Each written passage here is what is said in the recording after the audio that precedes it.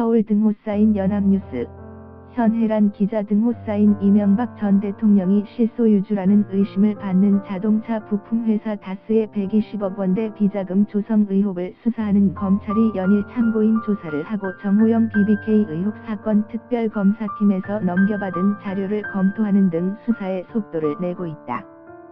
31일 법조계에 따르면 서울 송파구 문정동 서울동부지검에 꾸려진 다스 횡령 등 의혹 고발 사건 수사팀 팀장 문찬석 서울동부지검 차장검사은 일요일인 이날도 다스에서 2000년대 초반까지 격리 회계 업무를 맡았던 실무자를 참고인으로 불러 비공개로 조사했다.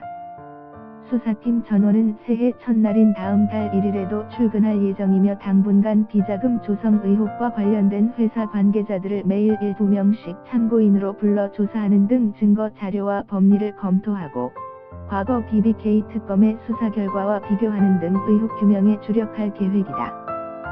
수사팀은 17명 명의의 계좌 40여 개에 분산돼 있었던 것으로 알려진 120억 원이 BBK 특검 수사 당시 횡령을 저질렀다고 지목된 격리 담당 직원 조모 씨가 홀로 빼돌린 돈인지 회사 차원에서 조성한 비자금인지 밝히는 데 수사력을 집중하고 있다.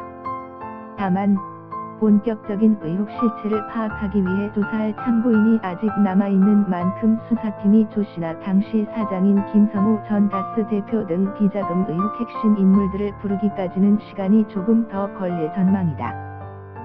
수사팀 관계자는 참고인 조사 과정에서 조사 필요성이 있는 사람은 계속 생길 수 있으므로 당분간 참고인 조사 마무리는 어려울 것으로 보인다고 말했다. 앞서 수사팀은 28일 다스 실소유주의 비자금 조성 의혹과 정 전 특검의 직무유기 의혹을 고발한 참여연대 측을 조사한 것을 시작으로 전직 다스 격리팀장 최동영 씨, 다스 전 총무차장 김모 씨, 다스 격리파트 직원, 18년간 다스에서 운전기사로 일한 김종백 씨 등을 참고인으로 잇따라 불러 조사했다.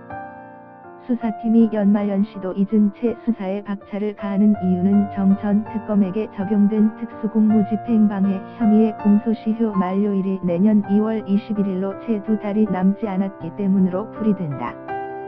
수사팀은 참여연대 등이 고발장에서 주장한 특정경제범죄 가중처벌법상 횡령, 범죄 수익은 및 특가법상 조세포탈 등 다른 혐의에 대한 공소시효는 이미 만료한 것으로 판단하고 있다.